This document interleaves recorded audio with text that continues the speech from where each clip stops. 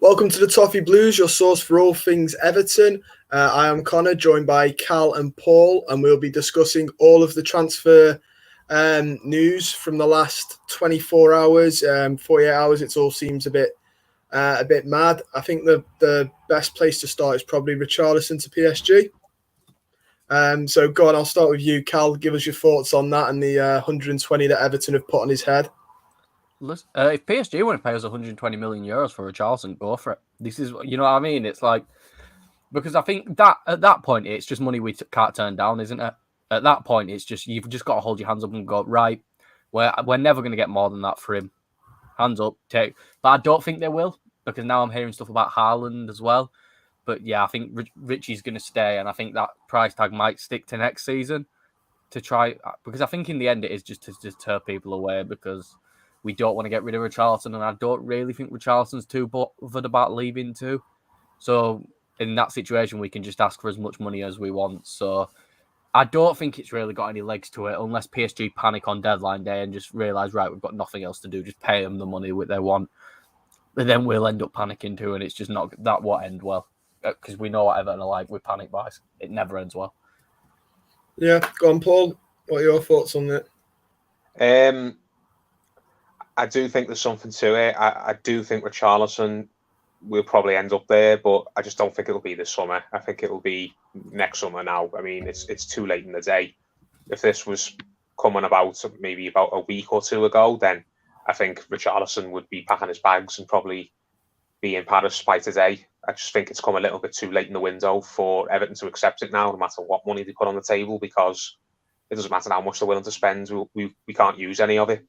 We can't get a replacement because teams know that we'll have all the money and they can have us over a barrel, and they won't want to sell their own players this late in the window. So I think it's similar to the Garner Gay situation, where I think there's an air of inevitability about it. I think fans probably need to reconcile themselves with the fact that Richarlison's going to be here for another 12 months at the most, and unless something dramatic happens next season, unless we end up finishing in the Champions League or winning a trophy, then I think if PSG come back next summer with a sensible offer and enough time left in the window, it's certain that Richarlison's going to move on.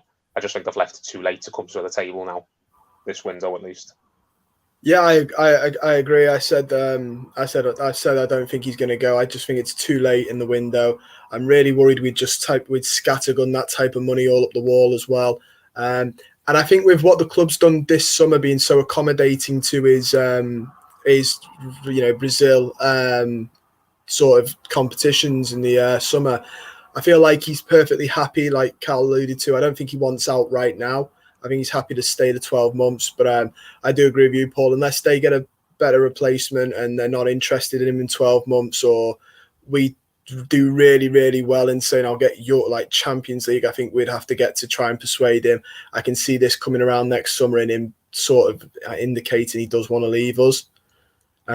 Just because PSG is a very big draw, and to play alongside Neymar, who he's quite friendly with, on top of Messi, is, it's something else. We have got other news though in the departures, and that is Moise Kean to Juventus. Obviously, catalyst for this was Ronaldo going to City 24 hours ago and now joining United. Thoughts on Moise Kean with the loan and obligation to buy? I'll start with you this time, Paul.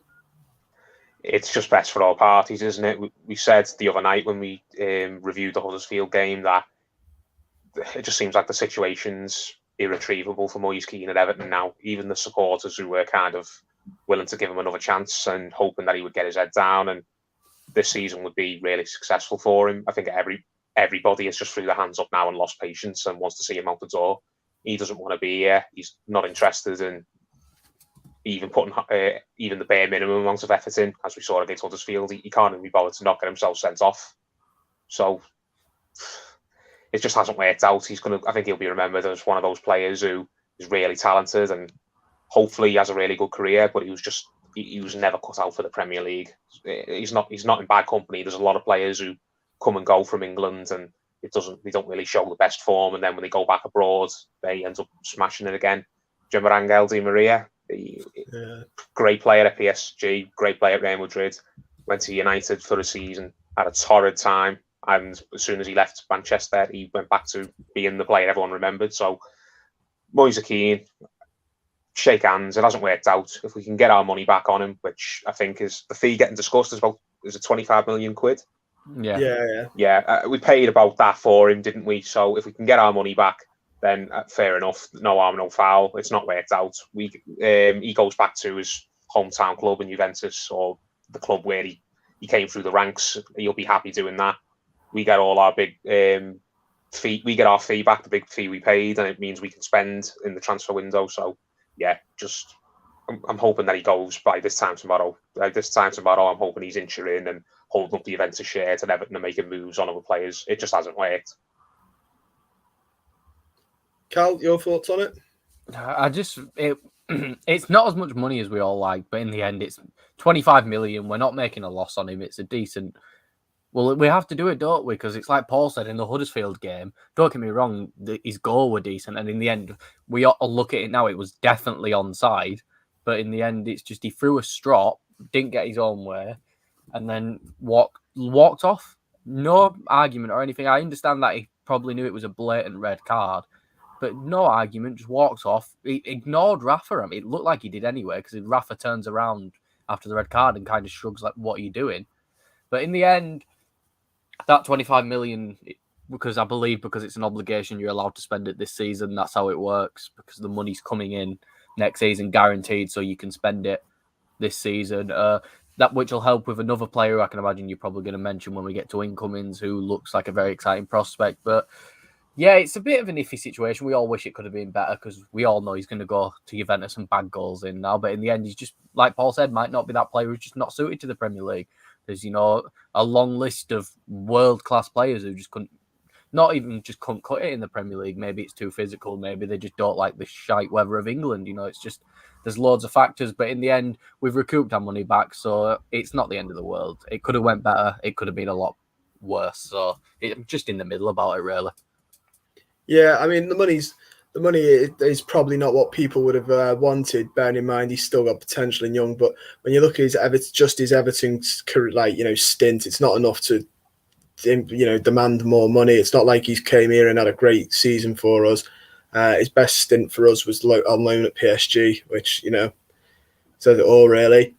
We have got, depending on the incomings, I don't know if you're on about the one we'll get to a little bit later on, but I did see today, obviously, because he's a striker and we've mentioned Richarlison leaving, we're after two main strikers, it looks like. One is Daniel Jebbison, the other is Hop. But today, Neil Maupay came up from The Guardian as well. Give me your thoughts on those three, Callum. Tell me which one you think you would prefer us to sign. Jebbison, because he's the young one and he's cheap. Yeah, in the end, right, I'm not saying Maupay is an awful player. He's not. He's a good player. But as soon as he gets in front of goal, it's like you put a blindfold on him.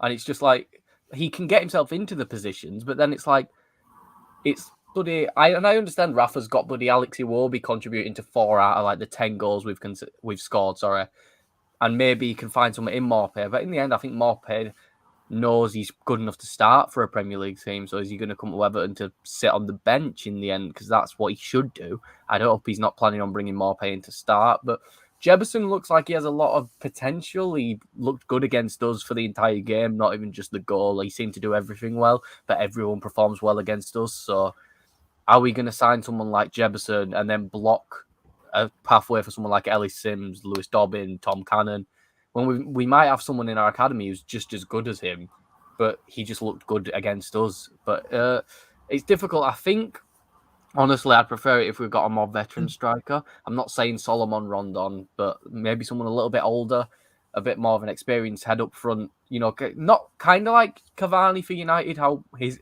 intentions were signed to be an older name to help the younger strikers. Someone like that. I understand we can't bring in names like Cavani, but there'll be someone out there who's a decent striker, not at the end of his career, but maybe getting towards that stage now where he's a veteran in the team now. And I think that can offer a lot more than a young player who will barely give any chances to because it's Everton, and then he gets annoyed, leaves for cheap, and then scores loads of goals because it's just Everton. That is just what it is. Paul, which one of the three would you quite like?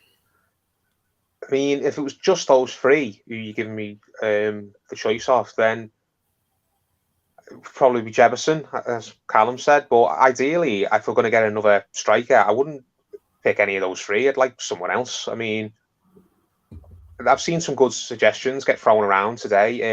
I've seen Eduard mentions that lad up at Celtic because they're bringing a striker in, aren't they? And he's a player who's looked like he's ready to move on from the Scottish Premier League now.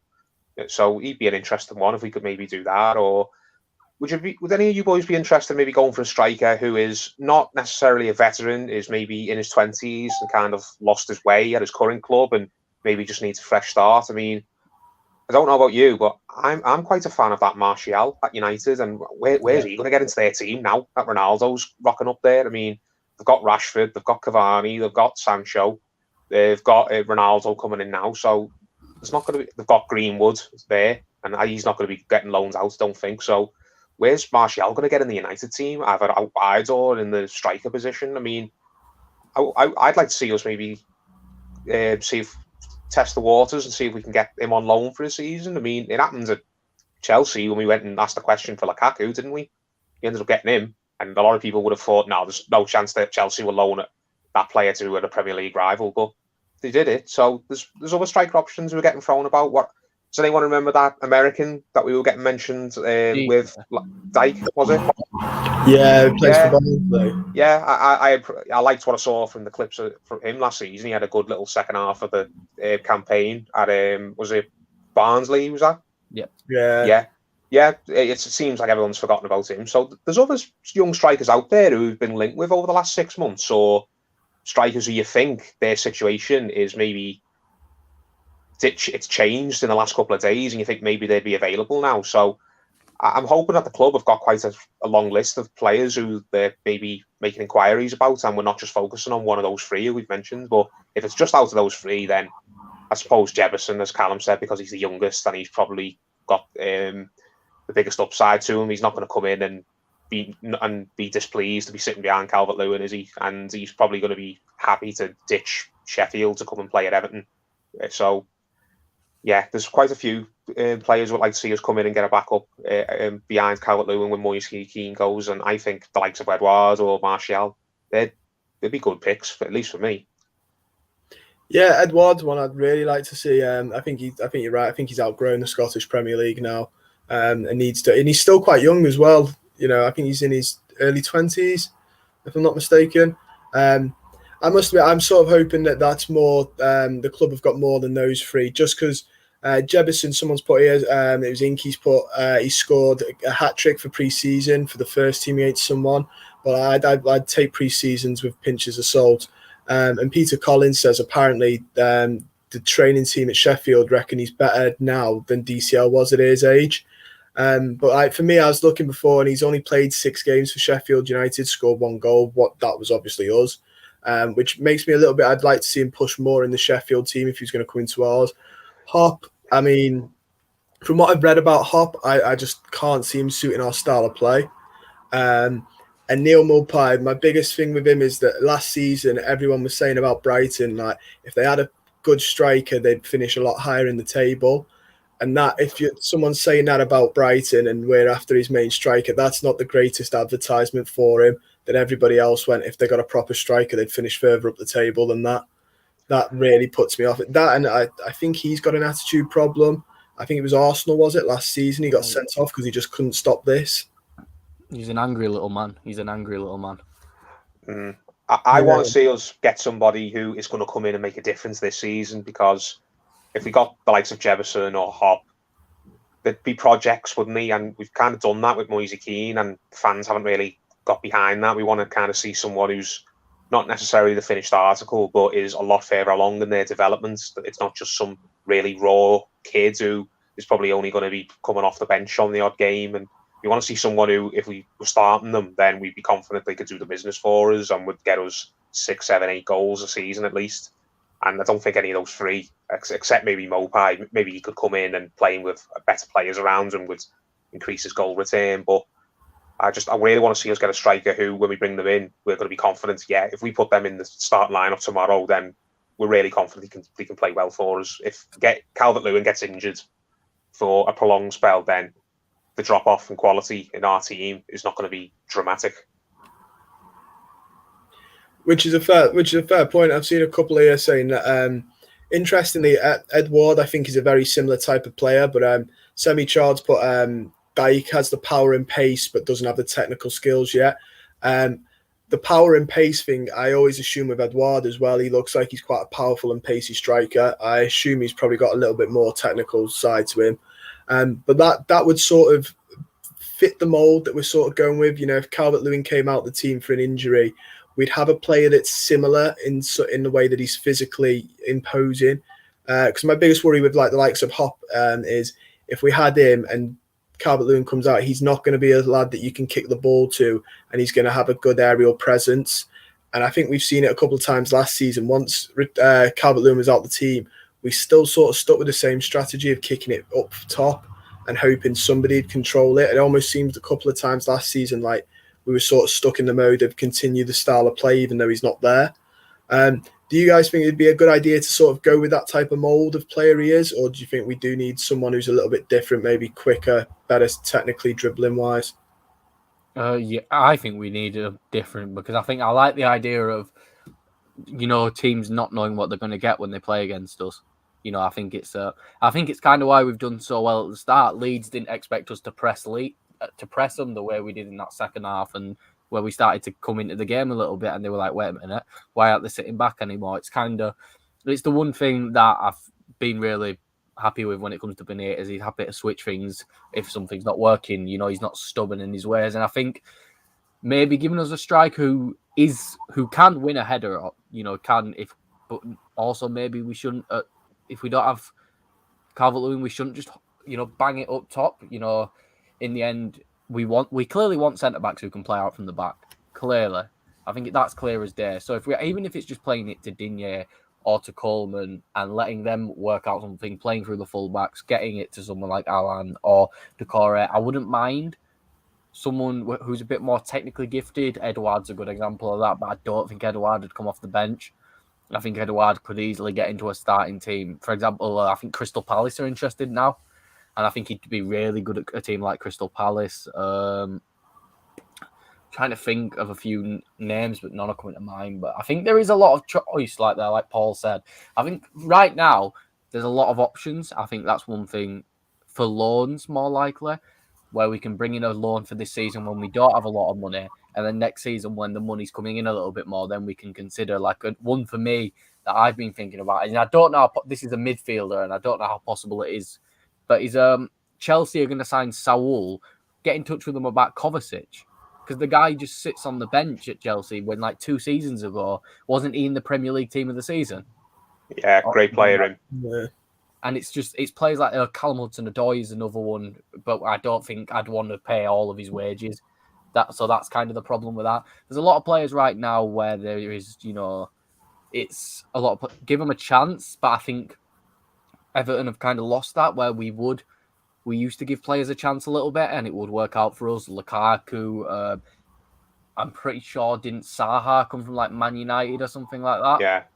And we gave these players who weren't performing. Jelavic from Rangers. Digne from Barcelona, Mina from Barcelona. You know, Arteta from Sociedad, Pienaar from, I think it was Ajax, and then whatever, yeah. Even when we brought him back from Tottenham, when he wasn't that good at Tottenham, you know, it's just, I think it's, what the club needs to take, I understand why they don't want to go a full out risk. But for example, we're linked with Jebison. That's a massive risk. Why are we, for example, Martial, I think we could do it on loan. And maybe we could slide an option to buy in for like 30, 40 million. But in the end, he has shown he can score 20 goals in all competitions before. He's done it. He's been there and done it. And I think he would start. He'd have to start. But at the same time, I also like the idea of if Calvert-Lewin goes down, even if Martial's starting, we can move Richie or Martial up front and then play one of the wingers we've got. So, yeah, I think it's just... I hope it's not Maupay or Jebison, because I think the club should have some ambition, and I think we've shown that maybe we can do a lot better than everyone thought. So it's a difficult one. But I really do hope it's not a Maupay, like no offense to Maupay or Richarlison. It's someone where we can look at it and go, here we go, we're actually showing some ambition for once. Yeah, I mean, Inky's put here, Maupay's also been suspended for something like 8 times for his conduct at Brighton. He seems like a bit problematic. I think if Moise Kean leaves, we've got rid of a player who we already think is sort of problematic without him actually, being too problematic. But Maupay just seems like someone who'd come, and I think people would be straight away be like, none of this rubbish, we're not putting up with it. Yeah, we could lose patience unless he hit the ground running and was really getting assists and goals. He's the type of player who would really test the fans' patience, isn't he?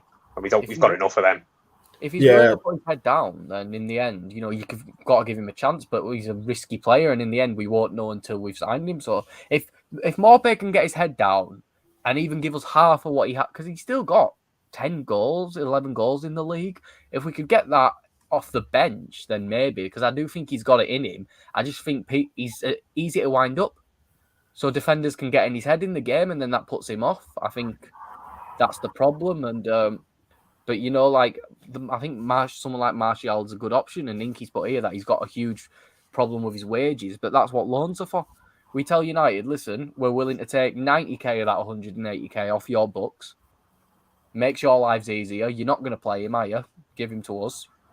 You're only paying him 90 grand a week for a season, and then if he has an unreal season for us, you might be able to send him out. You might be able to get 40, 50 million from another club off him, or maybe even off Everton. So it's a bit of an iffy one, but it's just you just know Maupay won't end well. You can see it already. He's got Boo Boy written all over him, hasn't he? Yeah, and like Paul said, the fans just won't have any patience for it unless he gets the ground running. We're not going to accept, him kicking off and having a paddy every 2 minutes. It's not the type of player I think we should be looking at. Someone said here about Moussa Dembele from Lyon, who's a good player, but I think that's sort of out of our range at the minute. Yeah, he's not going to play second fiddle to Calvert-Lewin, is he? No chance. Maybe he was happy to do it under Luis Suarez, but that's a bit of a difference, you know what I mean? Yeah. No chance. I mean, the one that I saw that West Ham were linked with is that Paul. I'm going to end up butchering his surname, but Onuchao from Genk. I know you're on about the Nigerian striker. Yeah, West Ham were after him early on in the season, and he looks like quite a physical player. Well, we're not getting him then if West Ham want him. Oh, they pulled out. He was one of the ones they wanted early on, and then they decided they were going to go for a centre-back instead. Yeah, because even West Ham are too big time for us now. It's ridiculous, man. Apparently, they're going to get Zouma, aren't they? They've got him, haven't they? It's all confirmed. Is it all confirmed? Romano give it his little "here we go" tweet, so I think it is, unless something's propped up. That's a kick in the balls, because I really rate Zouma, and I've wanted him back ever since we had him on loan and he went back to Chelsea. I was kind of hoping one day that will come back around again, because €30 million as well. It's euros. Yeah. You always knew that he was never going to stay at Chelsea for the long term. He was always a stopgap player there, and I was hoping that one day we could go back in for him and he'd want to come back because he had a good time here. Hopefully, if we moved on the likes of the Holgate or Keane, we could go and do a deal for Zouma. But to see him go to West Ham, and it's a real kick in the balls, isn't it? Because he's a really good player, I think, in the right team and with the right manager and with the support of the fans, which he did get here and which he probably didn't get at Chelsea. Yeah, when I saw he was going there, I was really open. When there was a point, wasn't there, where they weren't too sure if it'd go ahead, and I was really had my fingers crossed that it was going to sort of collapse on them, but looks like it didn't. The other big outgoing / incoming potentially is James Rodriguez leaving to go to Porto on loan, which would see his contract up at the end of this season, I think. But it'd also bring in Diaz. What are both your thoughts on that? I wondered if either of you have seen Diaz play, what we could expect from him. I personally haven't watched a lot of him. I'll start with you, Paul. I watched him once or twice when I watched the Copa America. And from what I remember, he looked very direct, very pacey, likes to cut in. He's scored some absolutely magnificent goals as well. I've seen a couple of bicycle kicks online today. So on paper, he looks like just the sort of player that you want to see Everton put in the team. A player who will get his head down and carry the ball forwards and will cut in and will have shots from outside the area and will link up with the striker, the number 9 in the box. So, I mean, someone who knows a lot more about him than I do is our friend Alejandro, who does the Spanish videos for the channel. He's got an absolutely brilliant thread on Twitter about the player. For anyone who wants to go and have a look at it, he tells all his pluses, all his negatives, where he's been in his career, what the future is likely to look like for him. He's got 23 caps for Colombia. He was the joint top scorer at the Copa America. He's played in Portugal for 2 seasons now, but he's not used to playing in cold weather. Apparently, he's from a very hot part of the country in Colombia, and he plays in Portugal where the weather's a lot different from what it is here. So there's gambles or there's risks involved with every player side, but he's at a good age. I think he's 23, is he? And obviously he's the next big star in Colombia. So if we moved James Rodriguez on, then you'd hope that we wouldn't lose a big section of that new South American fan base that we've made since James Rodriguez came in. So it just feels like we're swapping kind of the older star for what's hopefully going to be his natural successor. We're going to be swapping the old star of the Colombia team for the new star of the Colombia team. So I'm hoping that one gets done, and it seems like all the usual reliable sources are saying that there's definitely legs in it. Fabrizio Romano saying that it's genuine, Phil Kirkbride saying it's genuine, Paul Joyce saying it's genuine. So it looks like that one's hopefully going to get done, and it'll be a shame for James Rodriguez to go because we haven't seen him in the flesh, most of us, but we've known this is coming for weeks. We've known that Benitez doesn't want him here, that the player himself doesn't want to stay here, and we've been kind of crossing our fingers saying, well, if we're going to get rid of him, hopefully we can get rid of him quick so we'll have time to do a bit of business. And it just feels like it's coming true now, isn't it? So we've just got to kind of make our peace with it, that James Rodriguez being at Everton was only a one-season thing. Yeah. Cal? Yeah, I'm happy for it, really. In the end, I've said this a million times, if we're going to get rid of James, why not just get rid of him now? Are Porto going to pay some of his wages, or are we still paying them all? Because then it's a bit iffy if we're paying all his wages. But at the same time, are they giving us Diaz for cheaper because we're loaning them James? I think they're involved in the same deal. I think we're going to give them money and Rodriguez for Diaz, is what I saw. Yeah, see, that I wouldn't complain about. I don't really make him at least pay 25% of it if he's on 200 grand a week. Be like, listen, Porto, you're in the Champions League, lads. At least give us 50 grand. At least pay him 50 grand a week. But in the end, James, I don't think James is necessarily forced to move like a lot of people are saying. I just think him and Rafa don't get along and that they can both see it's not going to work out. And Diaz looks fantastic. The two I think of, if you want to see, I know highlights are never a good thing to go off, but there's a goal against Rangers and a goal against Man City, where the Rangers one's a long ranger, and then against Man City, he kind of like runs at the defence. He's able to beat two of them and then slot it in bottom corner. It looks like it's a really good goal. He looks like a really good player, Copa America especially. He's, like Paul said, he's everything we want. He's quick, direct. He can cut in, and with how Damari Gray's looked so far, and if he can keep up even, a fraction of that productivity that he's had so far, him, Diaz, Richarlison, and Calvert-Lewin could really be an attack that could cause a lot of problems. And Wormy's put here that he's a left winger. I don't think that's an issue because in the end, Richarlison he's double-footed, isn't he? So I don't think Richarlison would be bothered about being put on the right because he ends up drifting into a striker position anyway. So I don't think it's the end of the world if Diaz is a left winger, because he can cut in on his right, unless we want him to bomb down and cross on his right. But we'll see. I don't think it's necessarily a problem, and I do think it's like Paul said, we'll keep that South American fan base if he's as good as he looks for Porto and for Colombia in the Copa America. Well, it's interesting you mentioned Richarlison because the Mighty Blues, I think, playing a little bit of devil's advocate here.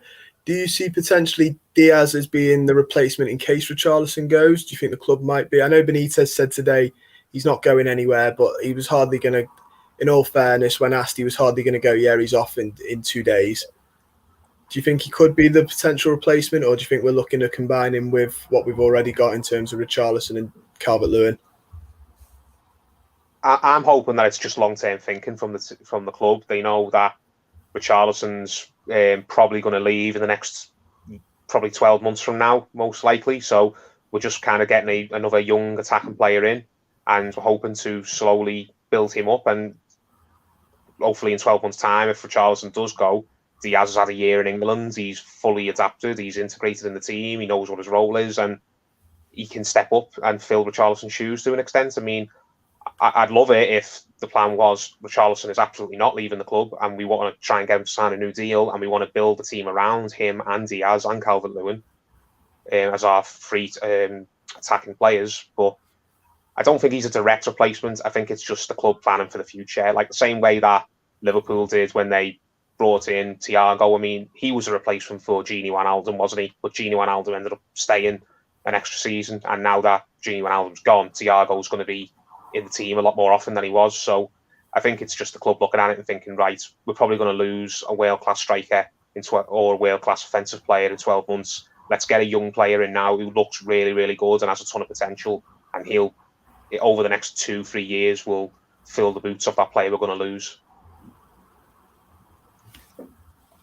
Well, talking about players, potentially lose and replace, obviously with James Rodriguez going, there's a midfielder off the books who I'm going to call him more central. I know he was playing on the right for Ancelotti, but I don't think he's a right midfielder. Somebody's asked here, would you rather have, I didn't see the name, which is really bad of me. He said, would you have James Rodriguez or Jesse Lingard? So I'll push that out to the pair of you. Who would you rather have? And another interesting one that I'll get your opinions on is Weston McKennie, that was apparently rumoured today. So I'll start with you, Cal. Who would you have out of those two, and what do you think about the Weston McKennie links? Jesse Lingard. Under Rafa, Jesse Lingard, because Jesse Lingard will press. He's clear, because let's face it, under Rafa, James Rodriguez walking back and forth at the halfway line isn't going to work very well, is it? Lingard's proven under Moise and that sort of system that he really can thrive. We won't get him because somehow he's still got a role at Man United, even though they've just signed Cristiano Ronaldo. So I think that might mean Dan James is kicked out of the club. I don't really know. But I think if for Rafa, I'd rather have Jesse Lingard. And it might, I know people might think it sounds mental because James is the better player, but Lingard's a much better system fit. And I don't think people realise how big of an impact that has on footballers, the system that they play. And for McKennie, 100% I'd bring him in. 100% if we can go to even, what is it, a loan with I've heard 20 million option to buy. That'd be decent. He's still a young lad. He was Juventus' best midfielder a year or two ago. Comfortably Juventus' best midfielder too. So if they want to sack him off because God knows why, then maybe he's not comfortable in a country that's not English speaking first. God knows, because he's been good. So I'd 100% take him, and he's very versatile. He can do. Pretty sure he can play right midfield. I'm pretty sure he's played right back before for. I feel like it was Schalke before Juve. Yeah, it was Schalke before Juve. So, if for all the people desperate for a right back, that might make us feel a bit better that he can do a bit there. But yeah, I don't know. Speaking of that, it is quite annoying that way. The last position we seem to be looking at is right back. But McKennie 100%, and I also I'd love it if Everton could bring Lingard in, but I don't think that's happening. Go on, Paul. In regards to Lingard, I mean, I get why fans would like the idea of bringing that player who did so well for West Ham in last season, putting him in our team, but you can't necessarily expect that he'll come into Everton and be just as good for us as he was for West Ham on loan last season. You've got to remember he was playing for a place in the England team last season for West Ham, and he was basically playing for his career because he kind of, probably unfairly, but he'd fallen off everybody's radar, hadn't he? He was kind of considered like this joke player, the same way that Phil Jones was and the same way that Chris Smalling was when they kind of fell out of the United starting 11. Everyone just was writing Jesse Lingard off, saying he's this crap footballer who should never have got an England cap, and I can't believe he played in a World Cup for us. But he's a very good player, but I just don't think Jesse Lingard's a world class player, or he's not capable of keeping up a brilliant run of form over 30 games. How many games did he play for West Ham last season? About half a season, and he's about half a season. 14. While you keep talking, I'll get his game. Please. He's a fair play to him. He turned it round. He basically had the last laugh on all the people who were writing him off, saying he's crap and things like that. But I just think people kind of looked at him and the judging his career or his potential career going forwards just based on that loan at West Ham, and they're not taking into the consideration the fact that he was back in London He was no, he's not from London, is he? That's something people always get confused. I think he's from Manchester. Yeah, he's from Manchester. Yeah. I always get confused about that. I think a lot of people do. But people don't take into consideration the fact that he was playing for his career. He was playing for an England place. He was playing to basically get back in at United, wasn't he? Because I think West Ham tried to get him this summer, and he's basically said, "I'm happy staying at United and taking my chances." So, what if he came to Everton? Then, he could be absolutely great, couldn't he? But I just think that we can't be pushing the boat out to get him, just thinking that he's going to do for us what he did for West Ham last season. I just think that there's a reason that he fell out of the United team in the first place, and everyone just kind of forgot about him. He goes through runs of form where he's just really, really not contributing. I think his last 30 or so games at United, you can get his stats up, Callum. How many goals and assists did he get in his last 2-3 seasons at United before he went back out on loan again? So in 1920, he played 22 games and got 1 goal. That's what Iwobi's managing for us, and a lot of people don't like Iwobi. So if we're going to get Lingard, then I trust Rafa because I think Rafa would maybe get the best out of him. He's a manager similar to Moise, where he gets the most out of the least, and he likes grafters, and he likes players who are going to come in and just put the team first before their own kind of personal ambition, whatever. He's not the type of player who's going to go out on the pitch and think, I'm just going to do whatever I feel like, type thing. You don't have to accommodate him. So, yeah, if Lingard comes in, then I'll give it a chance, but I'm not necessarily expecting the world. And when it comes to Weston McKennie, I'd absolutely love him, but I just don't see it happening because I think Allegri said today, he was asked in his press conference over in Italy about Weston McKennie potentially leaving, and he just, unless the quotes are wrong that I saw, he just shut it down, saying Weston McKennie's a Juventus player, he's going to stay a Juventus player, we've got no intention of letting him go. So I don't know what the situation is there. Maybe he is available and Allegri's just trying to play poker, getting clubs to up their offers before they'll listen, or whether he's telling the truth and that Weston McKennie's going nowhere. I don't know, but I'd love him. And if Weston McKennie is available, then he could probably get a better club than Everton. But I think more than likely that if you're trying to get Weston McKennie out of Juventus, you're probably wasting your time. Yeah, I saw Allegri say that. I also saw him say about Moise Kean saying he's an Everton player for now, so he won't talk about him. So I do wonder if he's just keeping himself quite tight-lipped in all of it. Cal, you mentioned it, and we were going to get onto it because a couple of other people in the chat have been mentioning it. All this attacking midfield talk is absolutely lovely, striker talk, but no right-backs again. I know we were linked with Buta earlier on in the window. That seems to have quieted right down. And I know we made a bid for Patterson that Gerrard laughed off, which, by the way, him laughing it off is silly because it's not his choice. And if we offered them enough, Rangers would happily sell them because apparently they're 11 million. They owe 11 million in transfers anyway. But yeah, I want both your thoughts. Max Aarons is another name that ran. I don't think we're personally going to get him. But talk me through the right back situation, who you think we'll get and who you'd ideally like us to get. I'll start with you, Cal. I mean, it's a problem, isn't it? Seamus Coleman's had a good start to the season. And so now I feel like Rafa's going to be like, right, Coleman's right back, let's go. John Joe Kenny's the backup. No, please don't do that. In the end, there is... I don't even think we care about having some unreal right back that's like world class. We just want a competent, good enough right back. Even if that's someone just as good as Seamus Coleman is right now, because the problem with Seamus Coleman is that he doesn't have the legs anymore, not that he's not good enough. I think if Seamus Coleman could play 38 games without a problem, there wouldn't be a problem. We wouldn't have a problem. But he can't play 38 games. So even if it's someone on Seamus Coleman's level who can switch out when Coleman can't do it, but in the end, it's just... I don't know who. Max Aarons maybe sees that Norwich is a sinking ship again, and goes, just get me out of here as quickly as possible. There'll be a few options, and I think it might be something where if I'd done a little bit of research before and come back to you and said, here's a list of players who we could get, then maybe, but I also just think it's not happening. I honestly don't think we're going to get a right back. I think Rafa likes Kenny and Coleman, unfortunately.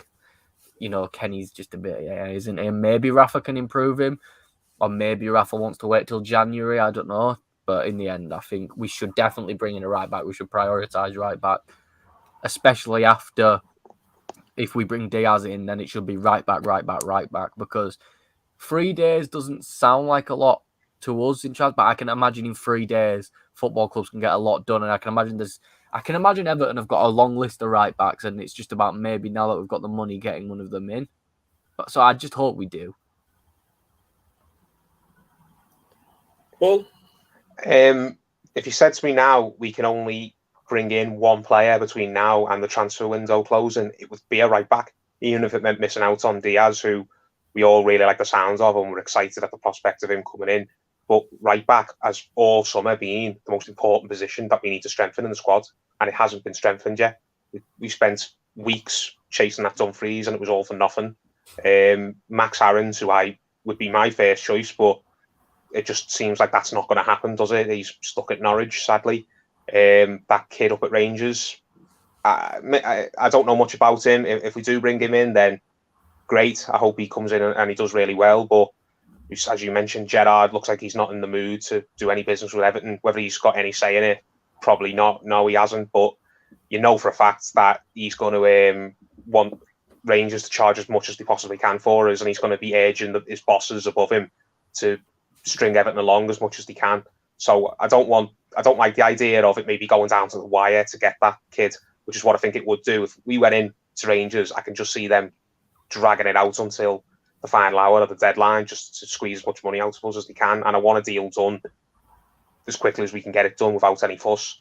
We have to get right back. Seamus Coleman's done all right, but as Callum said, he is not going to do the business for us over 38 games.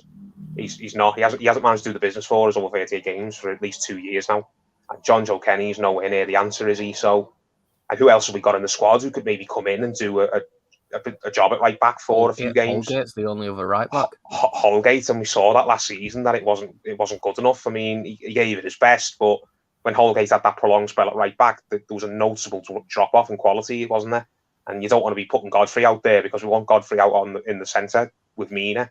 So we have to get a right back done. If we get Diaz in and we get Moise Kean out and Rodriguez out, but we don't improve a right back, then I'd still consider this transfer window as disappointing. I really would. We have to strengthen that position. Like the entire season could hinge on it. It really could. Getting a competent right back could be the difference between us getting 6th or 7th or ended up in 10th, 11th again. I really do believe that.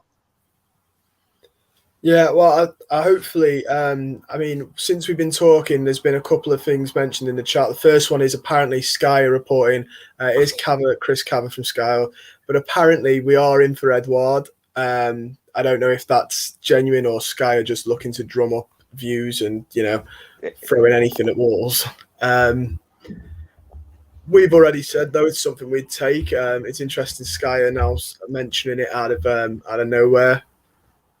The other one here is that Liverpool are apparently in for that Patterson, which... No, well, we're done then. Yeah, if he's going to sell it to anyone, he'll probably go for free to Liverpool. I don't believe that, though, to be honest, because he's not going to be a starter for Liverpool anytime soon. Because Trent's very young. Trent's going to be the Liverpool right back for another decade at least, you'd think. So if we signed Patterson, you'd say to him, right, you might not be necessarily a starter this season, but you're going to be a starter the season after that.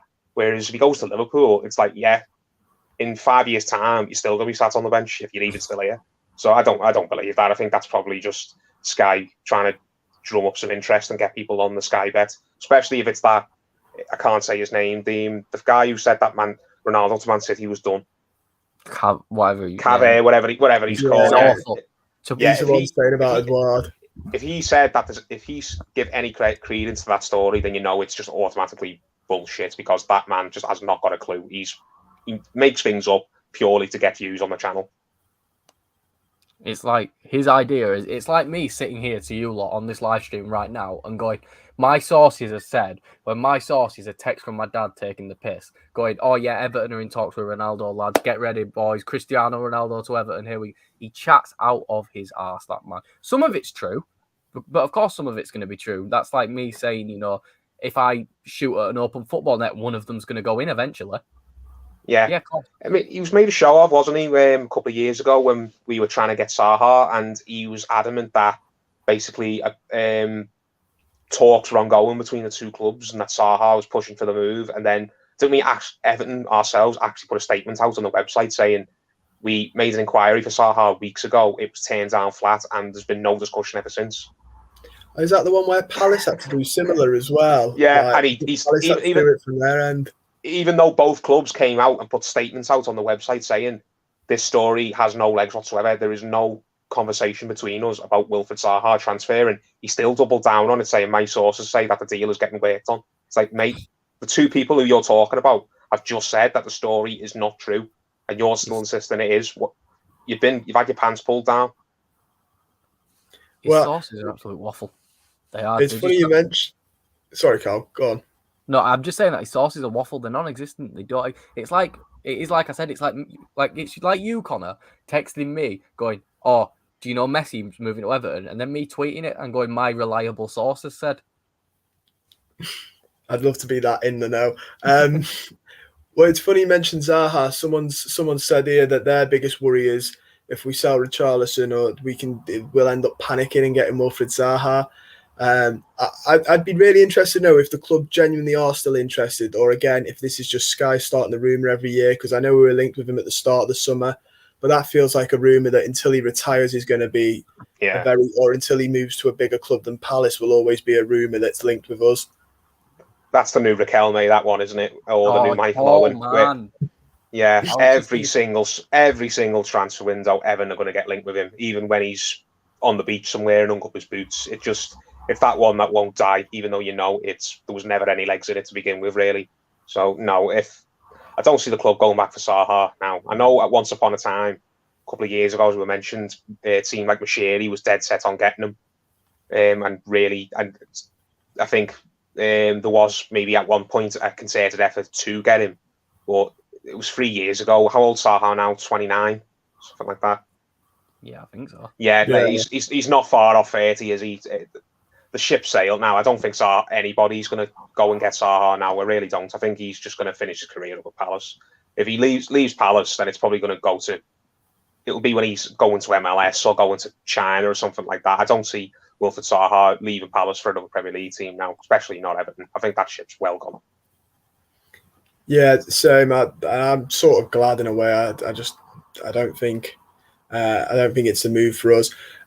Wormy's put. I don't know. Again, I don't know how true this is, because this seems incredibly cheap for the buzz around him. But Newcastle wants 60 million for Saint-Maximin, who Wormy's put dances about and does nothing. I still think that's relatively cheap for the hype that's around that type of player. Your opinions on him? There's just better options for cheaper. Like, it's ridiculous. It's 60 million because he plays in the English league. No, it's like, I think Saint-Maximin's really good, but he's not 60 million. Like, I'd pay 60 million for him if he was English. That's including the English tax. So it's like, why are we going to go out and pay, not even us, pay 60 million for someone who's going to help Newcastle finish 16th with, like, it's just, he's a really good player, but he's not 60 million. If players like that are worth 60 million nowadays, then the market has gone, well, it already has gone to, it's just toilet bowl now.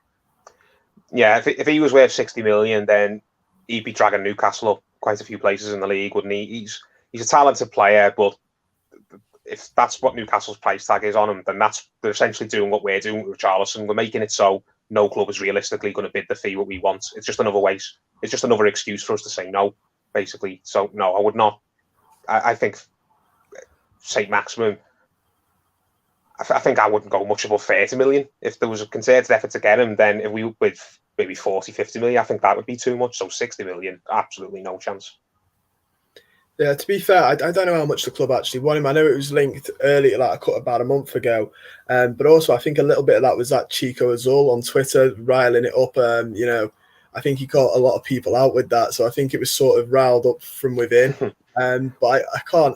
Since then, I've not heard anything of the club expressively going for him or with any real intent anyway. Going back to Eduard, it seems like the person who has started this rumour is that Cavier, whatever he's called. He has tweeted saying Everton have sounded out Celtic about a deal for French forward. I can't say his first name, but Eduard. So, yeah, I think we can throw that one on the bin. Yeah, I was going to say that's... All hope is dead now. As soon as that man tweets about it, that's it. Unless we've tweeted about it and he's retweeting it, then that's it. That's it. It's not happening. It's, as soon as it's like, I'm trying to think of someone, it's from like a film or something where everything he says, he jinxes it, and it just doesn't happen. That is Cabot. As soon as that man says something, it's dead in the water. I thought you were going to say the invention of lying then.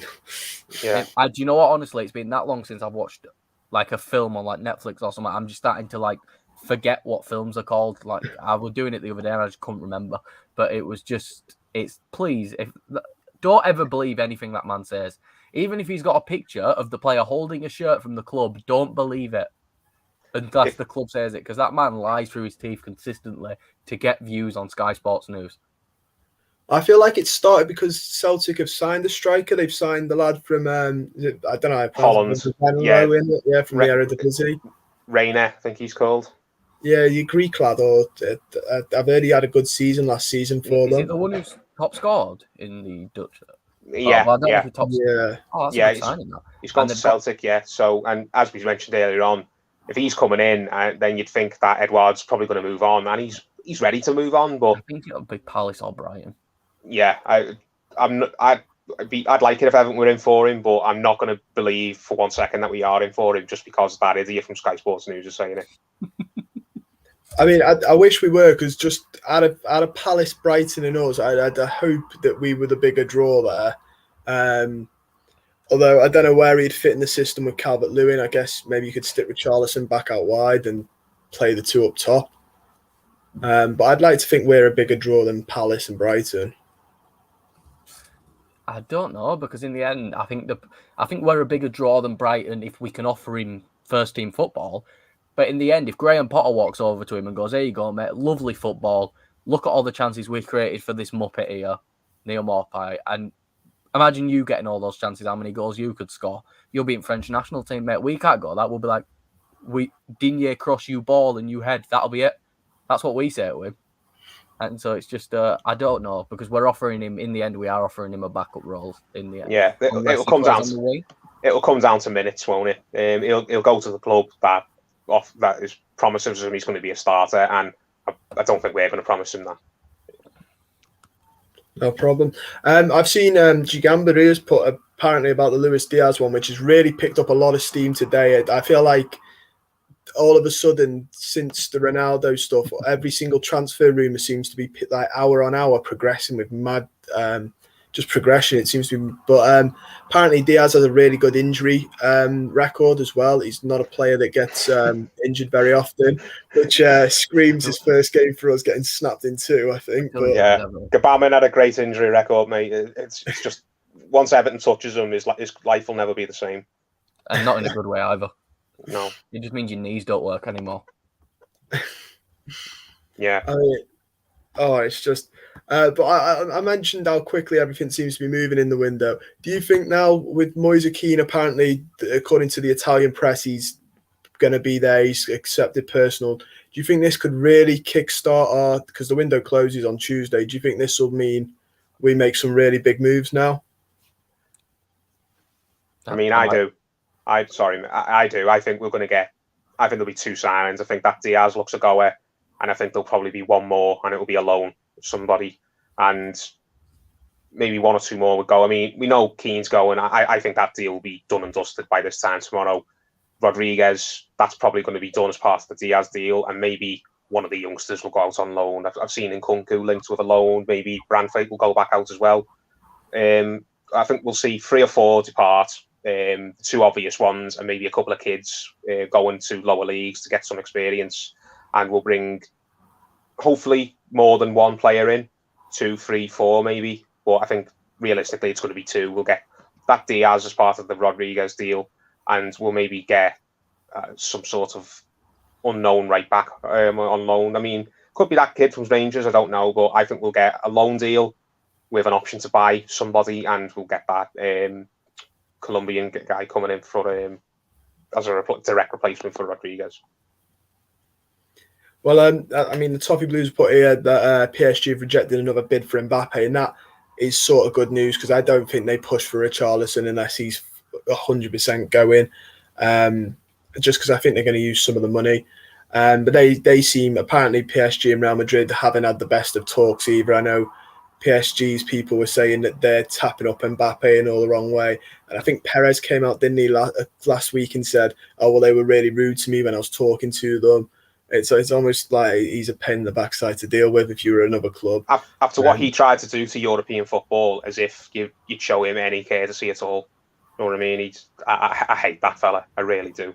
Can't stand him. But as I mentioned at the beginning of the as I mentioned at the beginning of the stream, I think it's all going to happen next summer. I think Mbappe will end up at Real next summer, and Richarlison's going to end up at PSG next summer as well. I just think it's come too late in the day. If this was happening back in July, then I think the deals would have been done.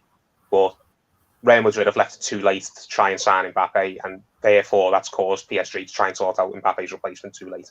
So.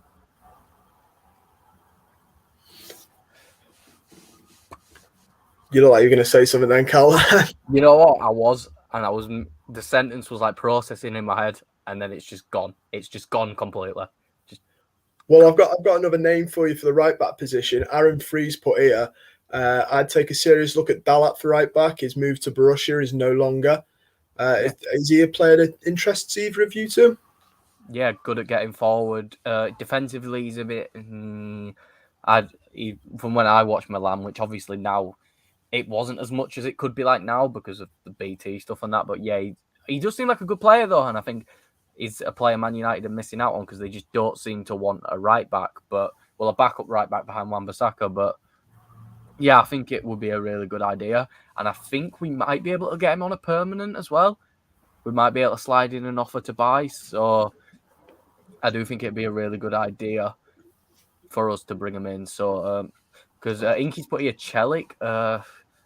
I know apparently he's off. Yeah, he's going somewhere else, isn't he? That's all. Euros though as well.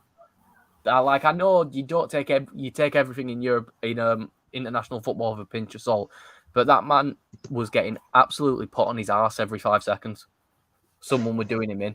So yeah, I think Dalot would be a good signing. I think he's a bit iffy defensively, but I think we've got good enough defensive players around him. If you put Godfrey and Allen around him, and then I think Celik's meant to be joining like Marseille or something. To be fair, Aaron's just put it Atletico 8 million euro bid.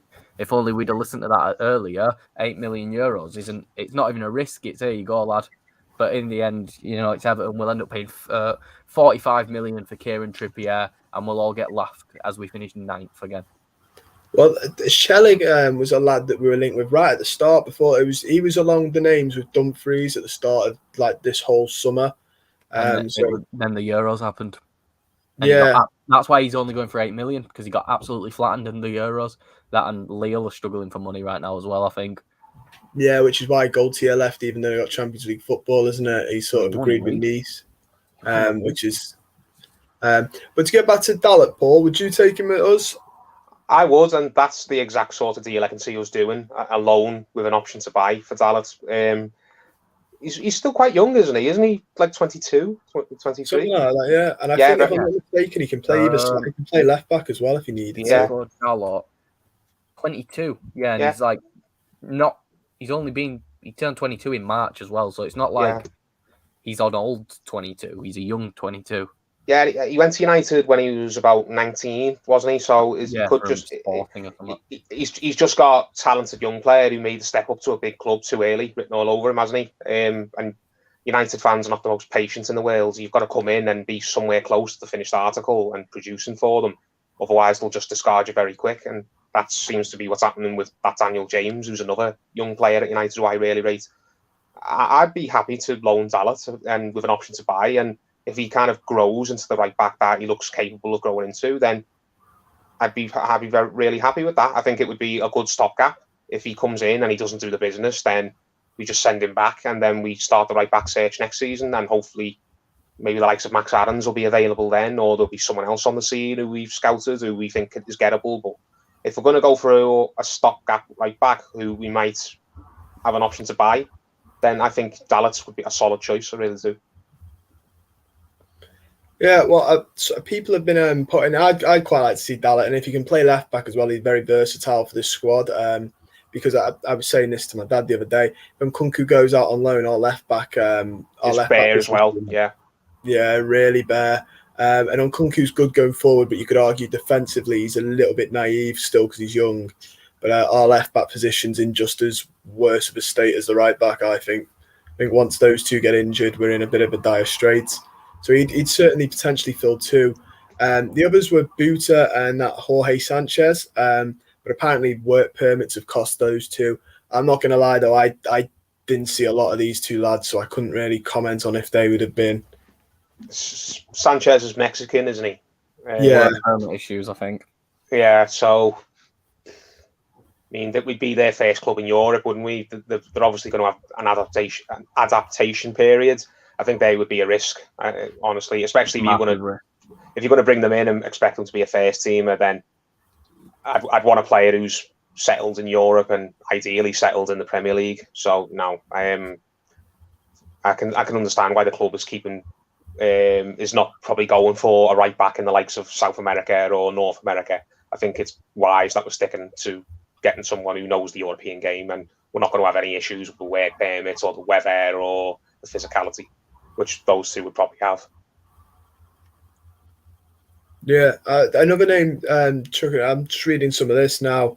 There's quite a lot, to be fair. There's Simon wants to know about James Rodriguez, but we've already discussed he looks like he's going to go out to Porto for the deal. A lot of people saying he's good at COD. According to my very reliable sources, James Rodriguez is going to sign with FaZe Clan. Very reliable sources. Well, apparently Richarlison's representatives were also in Paris today, according to ESPN Brazil, but I'm not believing that for a minute. I think that's another one. I just don't believe it. ESPN don't really have much credibility when it comes to transfers. If it was ESPN UK, would you believe it? No. Well, there you go then.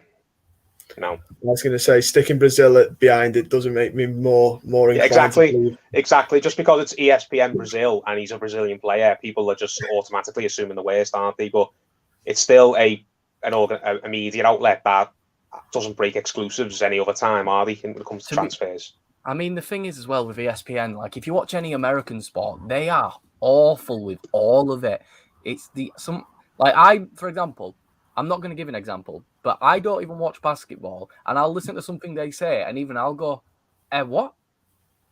It's like, one of them said something, and it's the other day on ESPN, and it was it was something to do with UFC, and it just made me want to absolutely headbutt something because it was so stupid, and it's so obvious that it's like someone, for example, their idea of English football is just watching the top four. That's it, exclusively the top four. That's what ESPN is. ESPN is your very casual sports fan. It's talk sport. Honestly, it's worse than talk sport. I don't know if there's any Americans in here, but if I'm saying you're worse than talk sport, then you are the bottom of the barrel. You're down there with Cover and his reliable sources. Well, I mean, someone who's mentioned it here, and I'd really like this, but I just can't see it happening. Apologies for the ambulance going past. And Babu from Wolfsburg, I'd really like this, but I can't see it happening. How much do you think? I think Wolfsburg can ask for a lot because they're in the Champions League now. No, they're not. They're not. They're in the Europa. They got.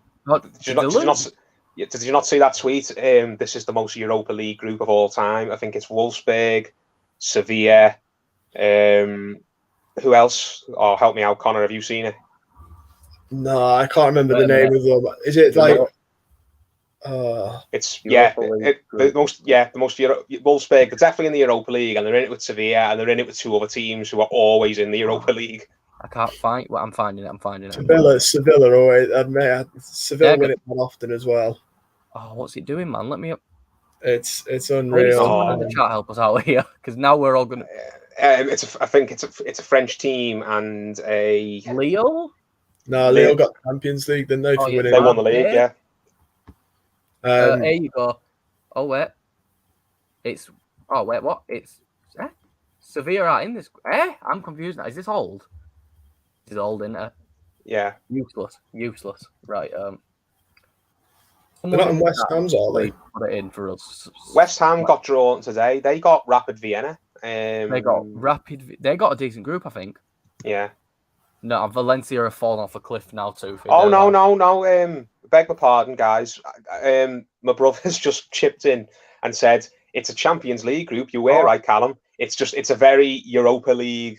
It's a Champions League group that's full of teams you expect to see in the Europa League. It was my error. That Sevilla are in it. Yeah, I think it is Lille. I think it's Lille. Sevilla, so you were right. Sorry about that. Yeah, it's Wolfsburg, Lille, Sevilla, and who else? Now, if I change it to Champions League group, we might find. Here we go. We're talking money now. It is Lille, Sevilla, Salzburg. Well, that's literally a Europa League. It is. Yeah, that was the tweet. I think it was a joke tweet that it's a Champions League group, but this is the most Europa League group of all time. So yeah, it goes back to the wider point that is it in Babu.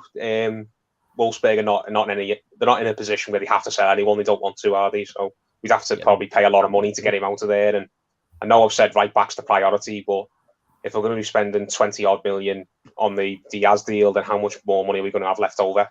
Even if we do get Moise Kean and Rodriguez off the door. Yeah, well, Wormy Spoons has put here, and I think he's injured until September, to be fair, which really rules this out. But it's nice to imagine and pretend. Lamptey from Brighton. Would either of you be interested in a? Oh yeah, I'd be interested, but it's not happening. Oh no, to be fair, he's injured till mid-September. I was looking before. Even if you know what, it's like they said, we'll take 30 million from him, but they'll take 30 million from a club that can actually finish in the top 6. Not why. Honestly, I think Lamptey would go, why would I join Everton? And that's the stage we're at, where Brighton players will say, why would I join Everton? That is the stage we're at right now. That's so depressing, but it's true. I was going to say, I quite like him, but the only thing I could think we offer more than them is I think we'd offer him a lot of money. I think we've got more money to offer him than Brighton have, which isn't always the best thing to do. But yeah, I wouldn't say we definitely couldn't get him. You don't know if he sits in the room with Rafa and Rafa can sell him on the project and he thinks, right, this is a club that's going to go somewhere and I want to get in and be part of it. I mean, other players have who are good enough to play in top 6 clubs like Luca Dean and Alan, and probably I'd even put Takore in there. They were happy to come and leave mid-table clubs. Well, not Alan, he was at Napoli, but Takore was happy to come here, and Luca Dean was happy to leave a Champions League club like Barcelona and PSG and Roma and sign a new deal here at Everton. So we probably could convince a certain player to come here and be part of the project. It's just we've got to sell the vision, haven't we? And hopefully Rafa could do that. So yeah, Lamptey, I wouldn't be against that as long as we weren't talking stupid money. Yeah, I mean, as long as it's not silly money, I'd be quite happy with it. Another one we've not mentioned much in this, but he's been linked all window, is Dwight McNeil. Although I must admit, from since we've last spoke about it, the interest on this has just died right off. I've not seen us linked with him again. I saw Phil Kirkbride mention it about a week ago. He just said that again, he's on the club's list of transfer targets. And since then, I've seen that Burnley have agreed a deal for that Maxwell Cornet, haven't they? Now that doesn't necessarily mean that they're planning to move McNeil on, but I think the chances of us getting McNeil are a lot better than they were about 2 weeks ago when we basically didn't have any money to spend at all, and Burnley didn't have a winger coming in who's going to be a first teamer. So Dwight McNeil, I mean, I'm a fan of him. I know some people think he's not what we need, but if we could get him again, as long as the figures weren't outrageous and we had a plan in mind for how we were specifically going to use him, then I'd be happy to see him come in because, again, he's a young player. I think he could come in and make a difference quite quickly. He's not a player who you think, right, we're signing him, but we're not going to see much of him until 2 or 3 years down the line, like we would do if we were getting certain other players we spoke about earlier on.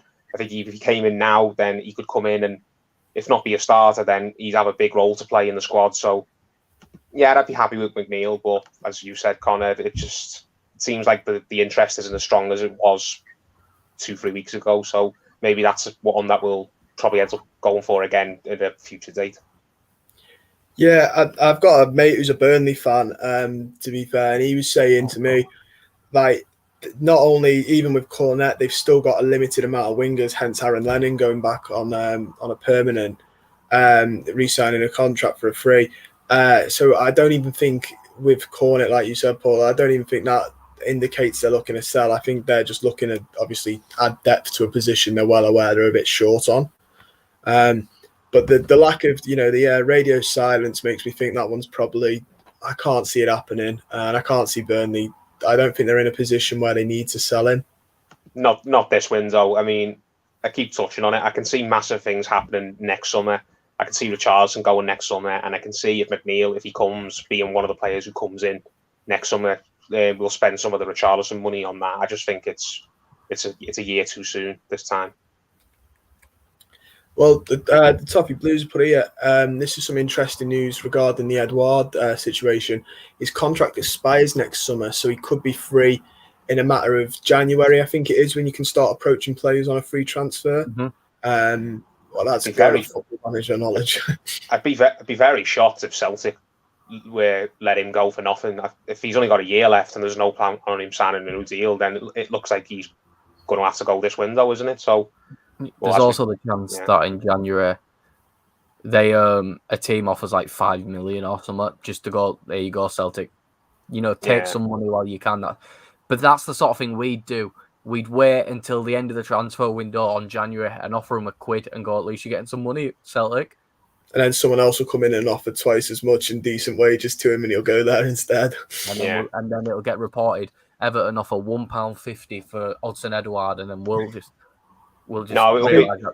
it'll be reported in the manner of Everton were in for Eduard and were really keen, but the player decided that he to go to this club instead because he thinks it's better for his career. It would kind of be like, oh yeah, he thinks that Everton are not good enough for him.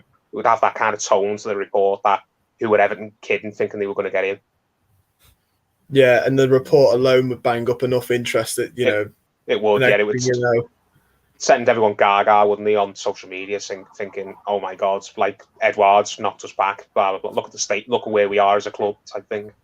Yeah, but it screams of Dumfries, where it was like, "Oh, Brands used to work with him. The deal's done before the Euros, or trying to get done.